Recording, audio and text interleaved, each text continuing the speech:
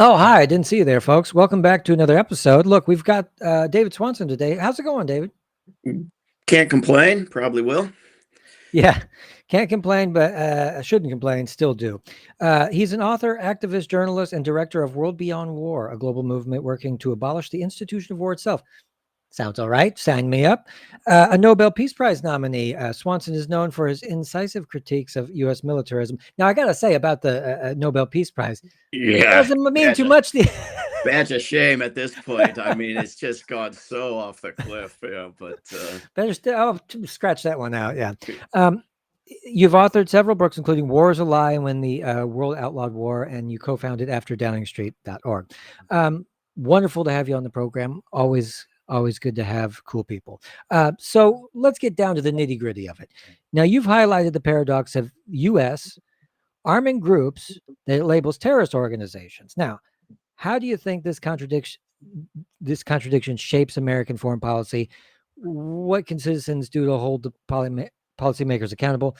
I think I know the answer, but I'll let you take a whack at it. oh, I think we could spend hours on the answer to all that. But if you know the 30-second solution, I'd love to hear it. Yeah, the United States government is hypocritical at best, routinely. The new government of Syria, so respectable, was on the big list of top terrorists. Minutes before, and even for some time after becoming the respectable government of Syria.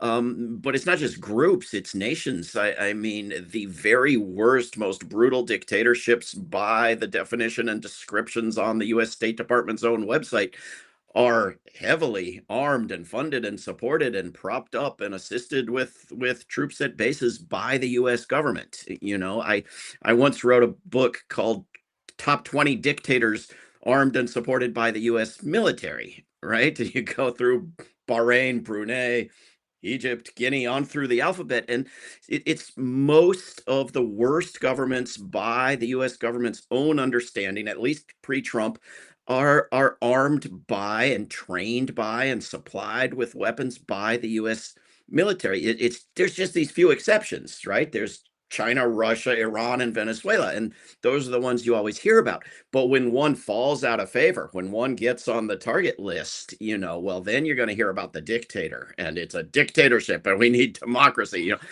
Venezuela is a brutal dictatorship. Well, maybe it is, but the normal U.S. government approach to such a thing is to support it. Hmm. What's the strategy to try to get people to understand that and associate the word democracy or freedom with the Trojan horse that is neoliberal kind of globalist economic policy and neo-colonialism? How do we make that bridge to try to, because it seems like the tide is turning and globalism is obviously failing these capitalist elites. They're struggling to maintain, you know, the reputation of China. Obviously, people have their own eyeballs and they can see. We were talking before. People can see. What do you think are the big obstacles for people understanding what you just described? Well, democracy in the minds of many is associated with a team, with a color and a jersey. It's not the actual participation in self-governance that you would think from the definition of democracy. So that, the question is, does democracy win if the United States dictates the future of Ukraine, or if Russia does? With nobody talking about, well, what the hell are the interests of the people living in the different provinces? Does anybody care about them? Right? We have this veneer of elections every 4 years. You choose between, you know, cancer and heart disease every 4 years, and that's democracy. No, I mean, even the ancient Greeks, with, who excluded slaves and women and all kinds of groups, the people who actually participated. The Native Americans, the people who lived where I'm sitting several hundred years ago, had much greater democracy, which inspired the Bill of Rights and the French Revolution and the European Enlightenment, because they had people participating in self-governance, and that's not what we're told is democracy on our televisions. We're told it's this team winning. So you give the Nobel Peace Prize to somebody who says democracy, sanction my own country invade my own country, kill my own people, democracy. And because there are legitimate flaws with the other guy and this person's on the right team, suddenly that's democracy. No, it's not democracy. It's a different leader with, zero respect for the interests of the people. Yeah, and it seems like, and maybe you can chime in on this, is that the way that technology has become so pervasive. I mean, when you had the age of Randolph Hearst and everything, and him being able to just start wars just with lies and we've seen this kind of what it's turned into today. We have the Fox News phenomenon. Is democracy even a possible thing anymore, considering how easily it can be corrupted and the way that technology funnels power to a small minority? Oh, it's certainly possible. And to the credit of Fox News that they walked out on the Pentagon with everybody else except one right-wing weirdo. But I gotta say, we have democracy in significant degree at the local level, even in the country I'm in, the United States. We can organize people and move our city council members and change policy at the city and town level to some extent at the state level. But the higher up you get, the farther away, the more money involved, the more corruption involved, the harder it is. But the people can still take over the streets in a country like Italy and get the government to at least listen to them. Maybe it doesn't listen to them very well. Maybe what it decides to do isn't that helpful, really. Yeah, But you can. I mean, they try to put martial law in place in Korea. The people of Korea turn out in the streets and say hell no and take over. And there's no martial law in Korea. There's the rule of law and the public will to some extent, right? yeah. And that's what we need. Yeah, and something to be said for the cultural differences. Italy, different circumstances. I know that tourism is one of the last things that they're actually. I don't know what they make anymore economically, but here's my theory, and this is what I've been working for a while because I moved to Europe. I feel like the population density plays a big role in people's ability to not get the wool pulled over their eyes by larger interests when more people are communicating with their neighbors. And so democracy, for whatever's left of it, has held and withstood a lot in Europe. And we still have social safety nets that are, nothing to write home about, but it still keeps things moving. So stuff like talking about action, getting stuff back, nonviolent direct action seems to be central to your work. Can you share some examples of, civil disobedience that was successful when it influenced government, corporate decision regarding weapons or war or whatever?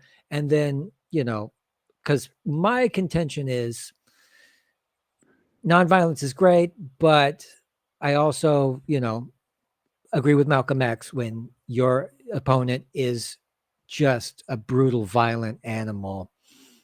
I also understand both sides. So go ahead.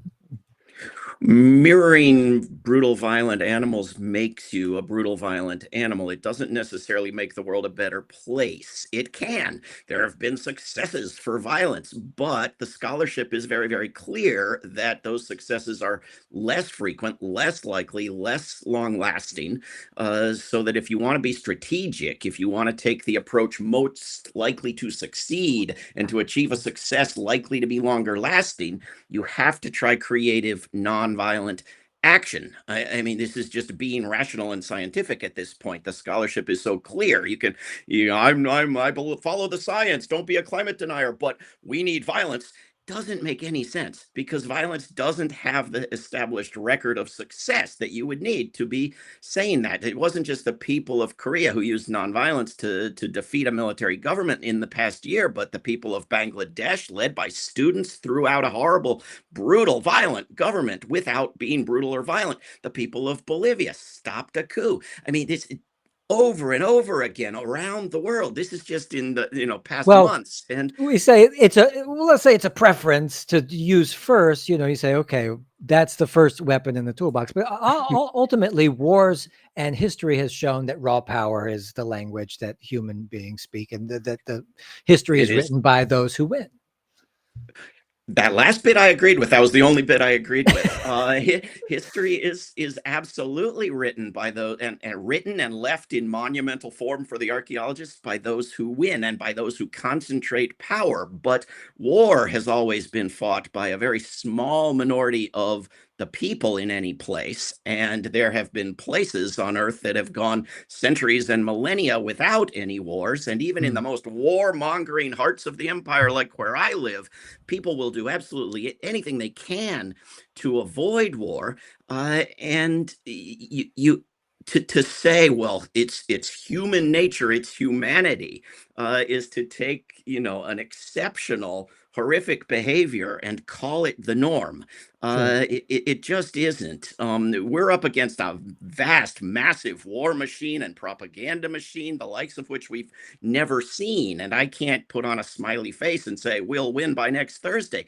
Yeah. But people, movements have prevented the US desired war on Iran like 8 times now, Yeah. prevented, including through action in Europe, a massive bombing of Syria that Barack Obama had committed to and had to back off of.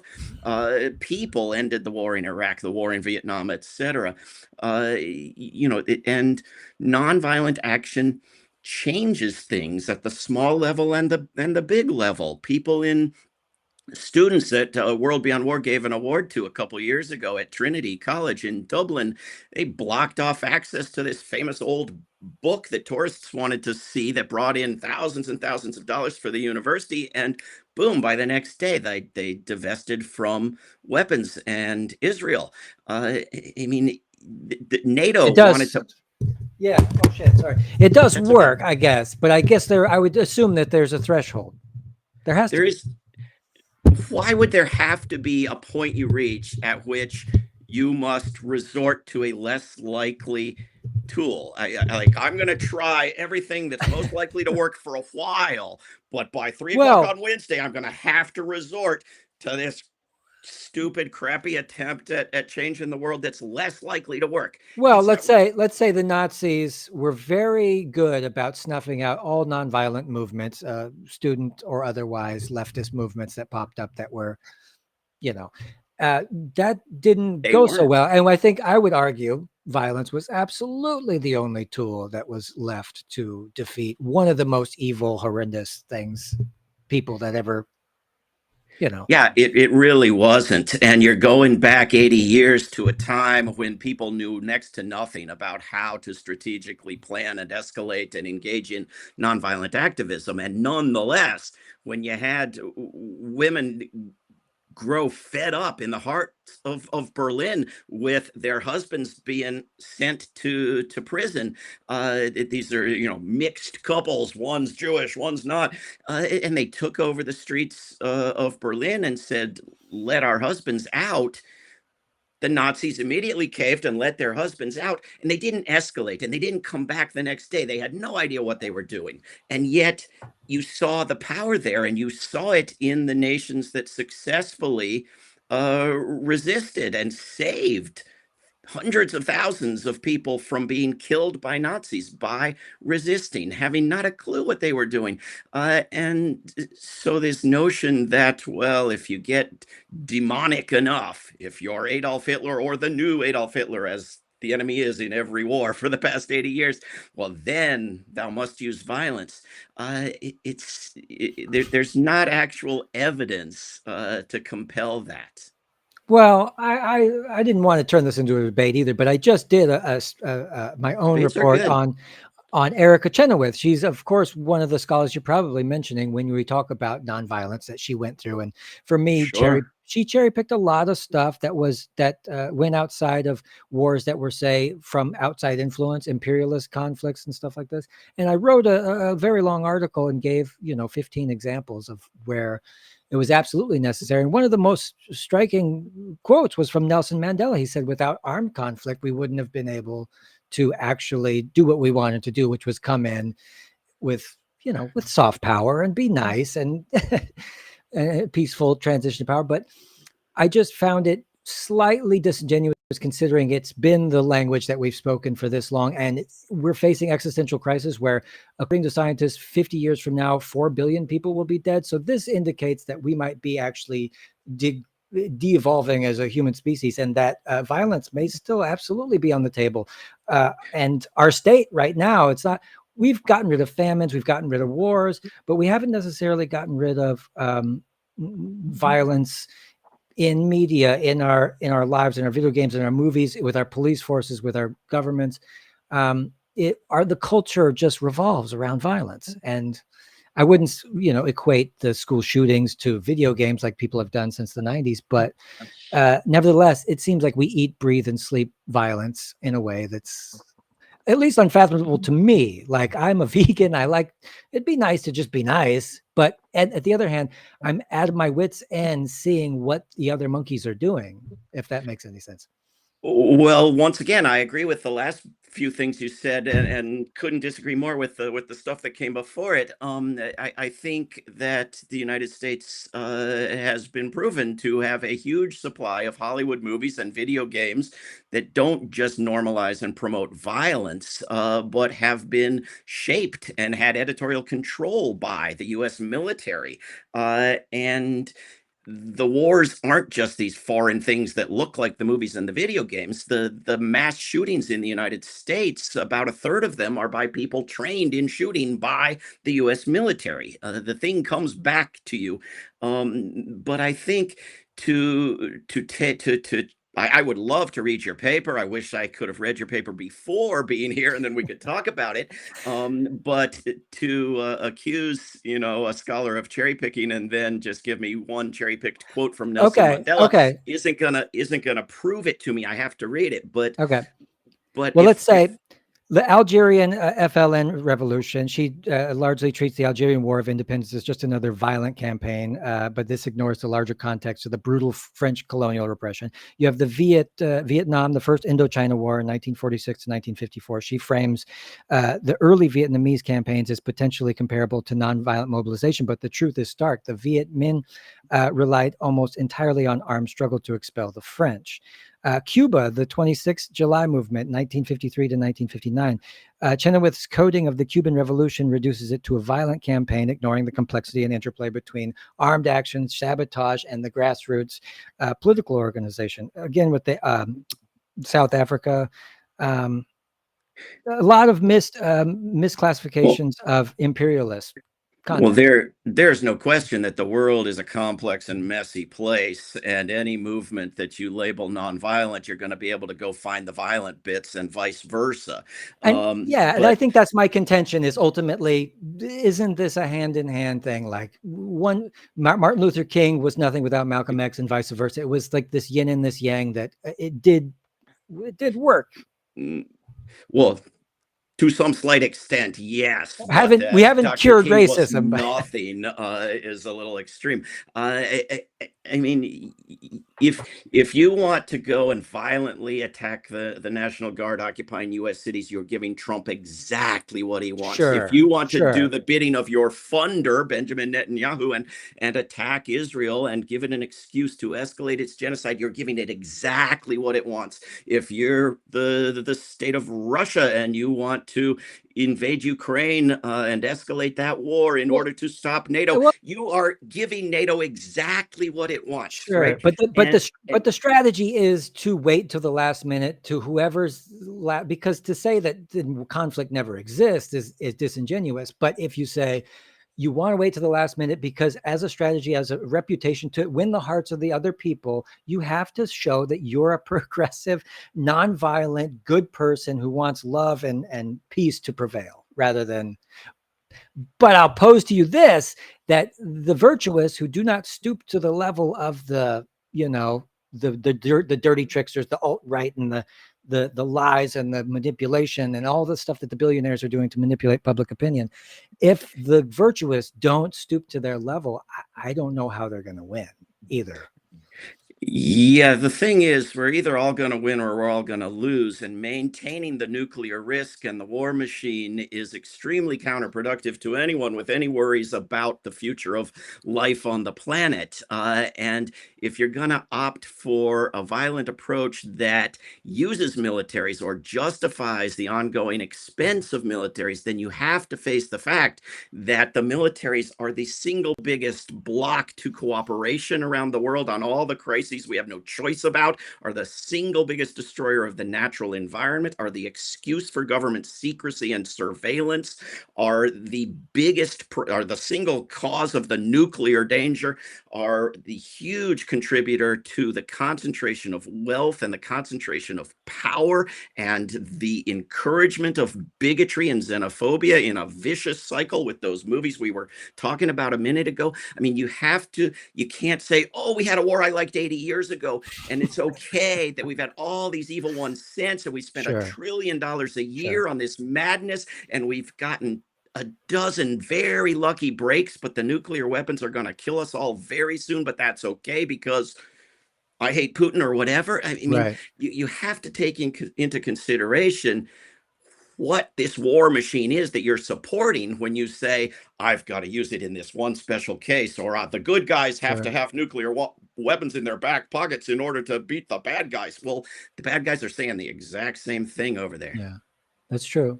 That's true. I guess I was more considering destruction, infrastructure destruction, whatever. I mean, look, I think you're right, and I think ultimately we can't even pretend like we're interested in violence at this point because of what it'll do. And ultimately, the more productive thing would be go win the hearts and minds of the soldiers that make up the military-industrial complex and convince them that there's a better way, and that maybe the economic system that they're sending you to die for is actually not so good, you know. So I'll cede to you that. Right But on. so yeah, right on, man. You've written extensively on the role of billionaires. We were just talking about the military-industrial complex. Uh, the role of billionaires and defense contractors in perpetuating this militarism. So what steps could redirect wealth? Because that's the biggest hurdle here, and and get the expertise and the wealth and peace building and sustainability, get it back on our side. How are we supposed to do that? Well, they renamed it the War Department, so you are not obliged to say defense contractors if you're not getting paid to. The knowledge of what it would take to do conversion from violent industries to peaceful industries has been there for forever, right? I mean, there was actually a bill in the U.S. Congress close to passing to do significant conversion before Kennedy was killed, and then it was never heard of. But there was a report came out today from some good people in England reviving the Lucas plan. This was successful conversion back in the 1970s that labor unions moved forward on military industries in England. I mean, even during COVID, there were military factories in the United States put to immediate use, and sometimes in collaboration between 4 or 5 companies to make supplies to deal with COVID. And it was easy and simple as can be. It's just a question of political will. And in fact, the economics is very clear that if you spend the money on anything other than militarism, even if you never tax it from working people in the first place, but once you've got it, if you spend it on education or green energy or infrastructure, you get more jobs, better paying jobs, better economic Hmm. results. The savings are so great that not a single person has to be harmed in the process, right? Everybody can be given retraining and assistance, and you can stop making weapons, you can sleep better at night, but you don't need to suffer financially in the process at all. I mean, this is no secret. This has been known for decades. It's a question of the political will to do it, to move the money out of the war machine into everything that Trump is defunding, and that NATO, the unelected Secretary General of NATO, which has a U.S. ambassador telling him what to do as if he's a country, is running around openly telling European presidents and prime ministers to put 5% of their economy into the war machine and to defund healthcare and retirement and so forth. I mean, this is a weapons cartel telling the supposedly democratically elected leaders of supposed countries what to do with their money. What they need to do is the exact opposite, to take it out of the war machine and put it into useful things. This is what Europe got right. The United States should be learning from Europe's success Yeah. instead of imposing on it the US failure. Not to invoke China over and over, but they were able to build their military while they built huge infrastructure, railway, universal healthcare, universal education. They were able to do it all and built evenly. The difference was they didn't give everything to like 5 dudes and say, yeah, you guys are geniuses, fix everything. And then I think that's where we're at. The divisiveness in the country is also can be blamed on billionaires doing this. So how long has this been going on? Really, has the military industrial complex acted as a rogue, what do you call them? What do we have now? Private security firm. It's a private security firm for wealthy individuals. How long has that been the case? Well, China also hasn't fought any wars. The wars are expensive, but even with its massive I, second place in the world military, it's only 30% of the U.S. I'm telling you, I like military. China, man, and they're Um, just doing right stuff, and I like their food, so go for it. What are you gonna do? Plenty of horrendous problems with the Chinese government, but plenty of positive things as well. Sure. But I mean, World War II is the real turning point. To answer your question, I mean, there was military spending, there was weapons dealing, there was war profiteering. Uh, but they used to through in the U.S. history, the War of 1812, the Civil War, both sides, the First World War, they would raise taxes, they would build a military, and then they would get rid of 80% of those taxes and 80% of that military afterwards. And so it was a Hmm. gradual creep. But when you got to World War II, then for the first time, he started putting income taxes on ordinary working people, making little Disney videos about how proud you were to pay your taxes for the war machine. And Irving Berlin's songs about it. I pay the taxes to defeat the Axis and so forth. And you built up this permanent, uh, you know, tax and spend on death industry and machine that when World War II ended didn't go away. I mean, even in Germany, all the top warmongering scientists, if Russia didn't get them, were brought to the United States and put into the US government, and not without results. And and all the industries that were developed for World War II were turned into industries for consumer products and for the ongoing permanent military industrial congressional intelligence think tank complex, and it's never gone away. The bases, the US has 900 some military bases in other people's countries.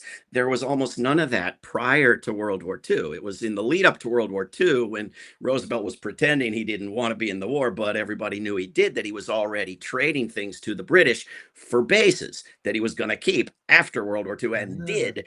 And this permanent occupation of the whole globe, this how dare Venezuela say, have a boat in the waters that are the responsibility of the Southern Command. What the hell is the Southern Command? It's 1,000 miles from the United States, but it's under the purview of the Southern Command. Well, it's also Venezuela. It's so that kicked off it was in the midst of World War II that the US academics and diplomats and think tankers in Washington, D.C. really decided they were going to permanently dominate the globe. Hmm. Touching on the think tank, you being an expert in the military industrial complex, surely what's the most, who are the big players in the military industrial complex think tank um, landscape, and what are some of the most nefarious tactics that they use to convince us that we should kill little children in foreign countries? Wow. I don't know. I have to say I don't study their think tanks, but they're virtually every think tank, right? They're only a couple. There's Institute for Policy Studies. There's on the right. There's a Quincy Institute. There are only a few that are not dominated by the military, by the weapons dealers, and by foreign dictatorships like the Saudi royals, funding the U.S. think tanks. And so it's pretty ugly. I mean, what I see most online in terms of video clips and images and messages is coming from NATO headquarters in Brussels. I mean, Really? they are non-stop propaganda machine, They have and they have their own network on Twitter called, what's it called? The NAFO, NAFO, and it's a botnet of fake accounts that just regurgitate NATO propaganda, and they attack people and get them blocked. And this is information warfare at its finest. I don't know about NAFO. I'm gonna look at that. You got to check it out. It doesn't Well, do a you should. good job of supporting the NATO Twitter account, which gets all negative Well, responses. Well, because they separate it. I think they're separating it, and they're attacking people who follow more, well, anybody who disagrees with the Western line, and then they call them Vatniks. They have even their own language. So it's a whole internet culture around the propaganda botnets that people are saying. I fell for it, and then I got angry, and I kind of explored it a little bit. And this is a real phenomenon. Yeah. Almost all warfare now is through social media sites and stuff like that. And I was the one that predicted in 10 years or so, there'll be borders just like there is on China around the internet, almost on every country, because of the implications of sending information through different countries. It's very sensitive. More borders I don't like, and I hope and Well, predict will not work.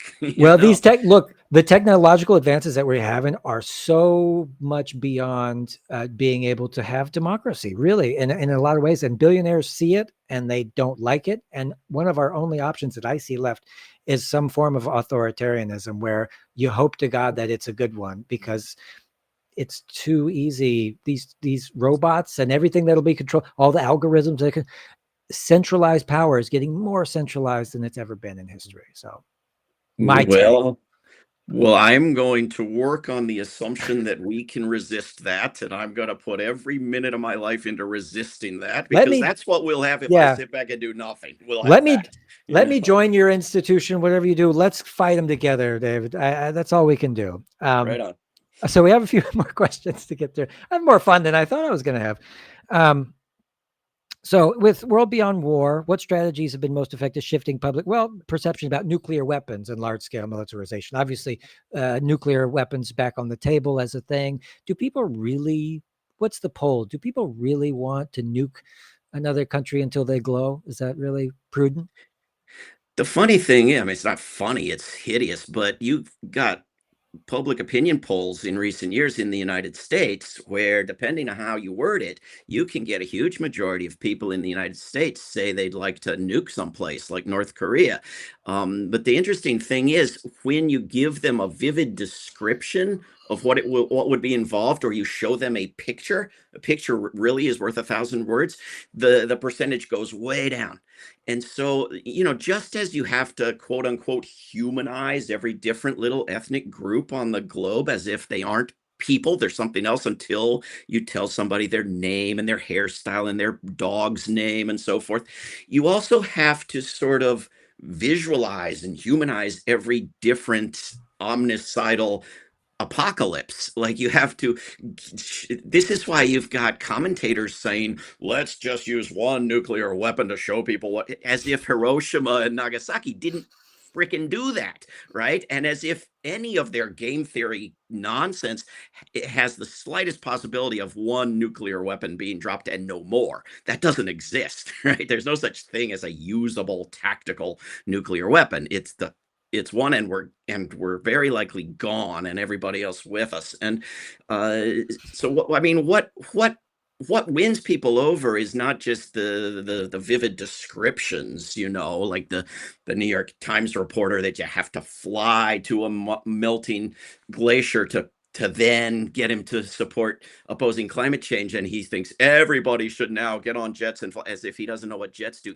But it's also telling people basic facts that they've never heard of. And in the United States, the basic facts can very easily include how unique the United States is, how nobody else does this thing with foreign bases or divides up the globe into its imperial parts or spends remotely the amount of money or dominates so heavily the weapons dealing to the rest of the world and so forth, how unique it is, but also what you could do with the money. I mean, it never fails to be unknown by most people or to move most people who hear it.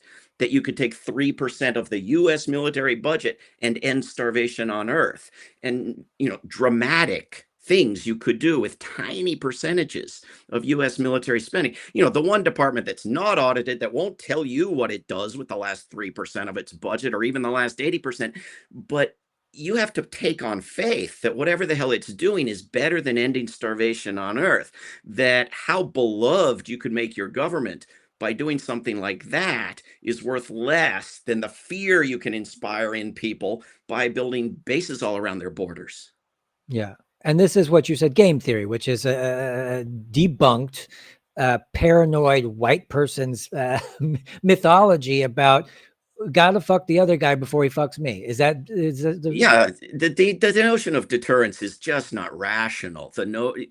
Nuclear countries that have had nuclear weapons have lost more wars and disputes and conflicts than the ones that haven't. They've engaged in just as many. There's been no benefit. They haven't deterred terrorism or non-nuclear war. So the notion that they've deterred nuclear war is pure speculation, and it's based on the idea that those other guys who you publicly ridicule as understanding only violence, those barbarians over there, actually are so incisive and perceptive that they can detect the subtle difference between wanting to destroy all life on Earth and being willing to engage in destroying all life, in fact, fiercely insisting on being one of the people who pushes the buttons after somebody else has already started it and it's inevitable. I mean, how can you be sure the other guy, and when Trump was in office the first time, the Congress held hearings in the Senate on what can you do if one guy who's in the White House wants to start a nuclear war. yeah. And they said, well, we could pass new laws or we could hope for people to disobey illegal orders. But other than that, it was like perfect bipartisan consensus, wasn't a damn thing they could do. Well, they could get rid of the nukes. They could Yeah. abide by the Non-Proliferation Treaty, which requires them to get rid of the nukes. And by the way, all the other weapons too. Nobody even knows that. Nobody can believe it when you tell it to them, but it's the law. You ask a cowboy when he comes into the bar, give me your gun. Like he doesn't have another gun hidden in his boot. Come on. They're gonna, even if they say, here's everything I got. Yeah, but the technology exists now to make cheating on nuclear disarmament very, very difficult. Well, you have With satellite imagery. You can look and see kind of if anybody were doing nuclear disarmament, cheating would be very difficult. What they're doing right now is massive nuclear armament, and they're yeah. sending more nukes and newer nukes into Europe. You got U.S. nukes in 6 countries and Russian nukes in Belarus now. You got Oh, France and England talking about sticking their nukes in other countries, all in blatant violation of the Non-Proliferation Treaty. But they say, oh, well, it's NATO. It's within NATO. Europe's part of the United States. is it also working under this assumption that this kind of scapegoating other countries and these kind of fake competitions between each other help in any way, stimulate economies? Do people because the Americans think to a certain degree, oh, we're in a great race against the Soviets to do all this stuff, and yet, but they could kill us all too, or we might kill them. Is it?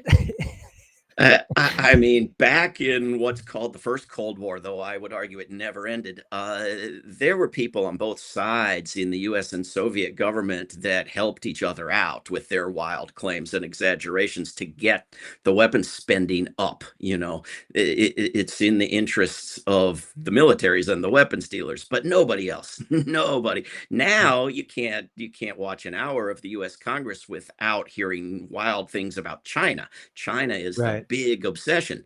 But China is the one country that at least until recently, didn't want to put the nukes on the missiles, didn't want to be ready to go at a moment's notice, wanted to, Yeah. maybe try to avoid it. And now China is surrounded by U.S. military bases, and Trump is talking about building this so-called Golden Dome, which, is purely defensive, but everybody else sees it as either offensive or as defensive against a second strike in order to do a first Right. strike. Right. Uh, and of course, it doesn't work anyway. There's now a movie coming out in the theaters by this woman who's made all these horrendous pro-war movies, The Hurt Locker and so forth, that Leni supposedly, Riefenstahl.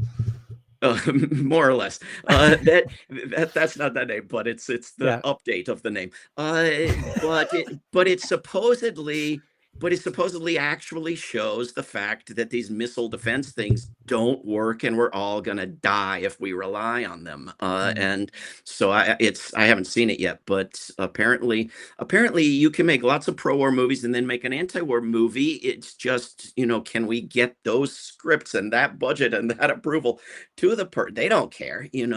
They just want to make good movies, but it's, what can the culture do to shape what gets made? Ugh. And when any movie they make, if they want to use United States military equipment or anything like that, they have to agree with them, and then they get approval on the script. They can go Right, in and make changes. right.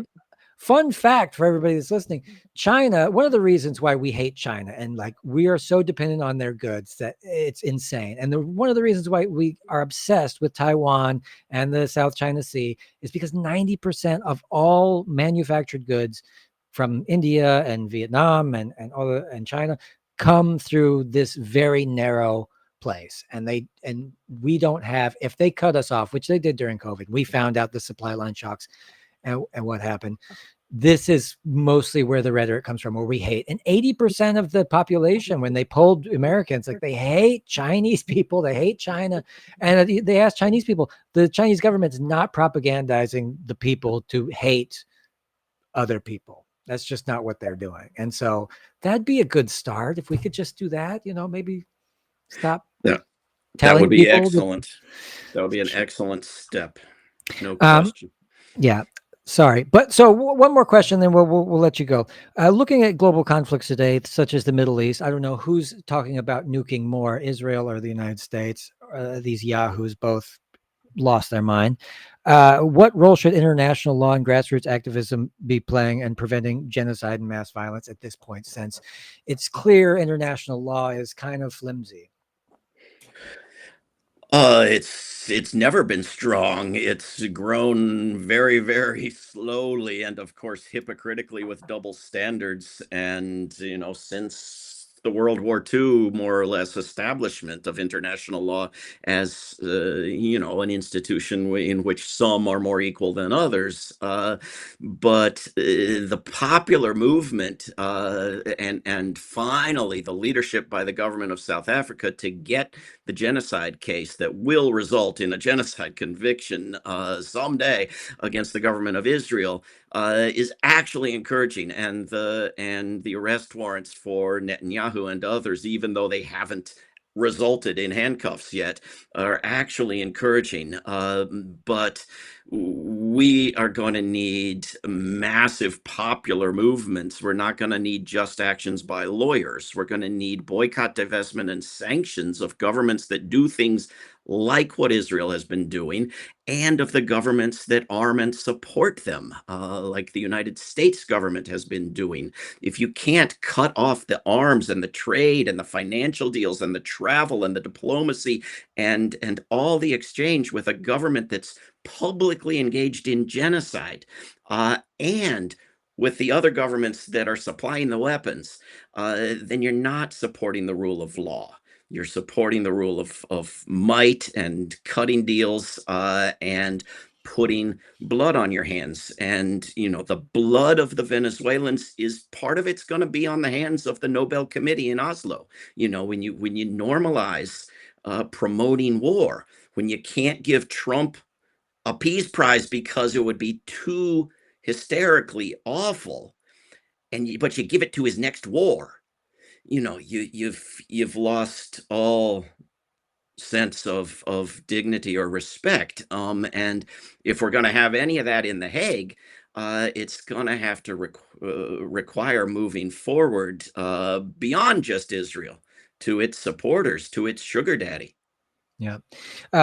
Famously, in 1985, the ICJ or the ICC, one of them, there was from I think it was Nicaragua, sued them, and they won, and the United States vetoed it, and so that was Well, pretty cut and dry. there was no ICC. It was the ICJ, and this Was it? was a case that found the U.S. government guilty of putting mines in the harbor, There you go. and was required to compensate and clean up and not do it again and suffer the consequences. And the United States said, to hell with you, to hell with justice. We'll call you when we want you to prosecute somebody else, and so the United States has never wanted to be an equal partner with others on such things. Wouldn't support the World Court, wouldn't support the League of Nations. It was going to have to be one among nations.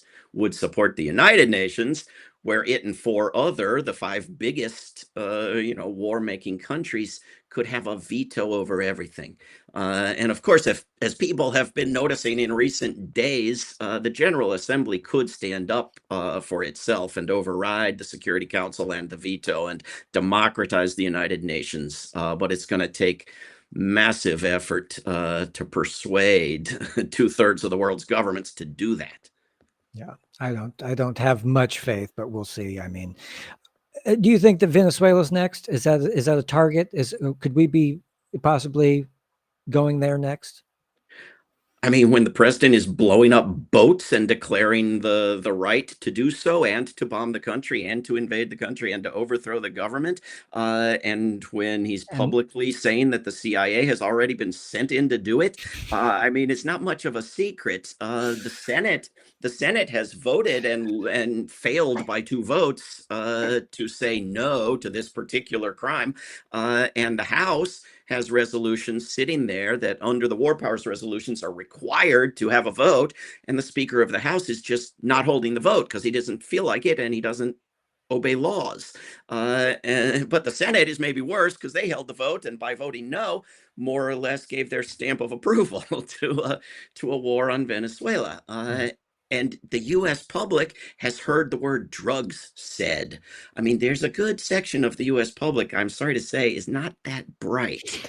Uh, and and they've heard that it's drugs, and they've been polled not on, can you blow up everybody in a boat that's trying to get away from your drone, but can you destroy boats that have brought drugs and evil drug cartels into the United States, as if they'd gotten here, and they've all said yes to that in these misleading polls. And so, we're not quite there. We're not quite in the streets the way the Italians are. it's funny. It's because he has ripped off every single strategy from Ronald Reagan, even the campaign slogan, "Make America Great Again." Everything is lifted, and so it's just a regeneration of the good old war on drugs and everything like that. Old ideas, lock up all the Yeah, yeah. minorities. Yeah, The yeah. Golden Dome is the Star Wars. Exactly. Isn't that spooky? So we're out of ideas, but well, look, we went over time. You'll have to come back and hang out again. Sounds good. Yeah, appreciate it. We'll say goodbye to everybody, and we'll see you guys next time. And then let's chat right briefly after. So bye, everybody. Don't let your meat loaf. Thanks, David. Thanks.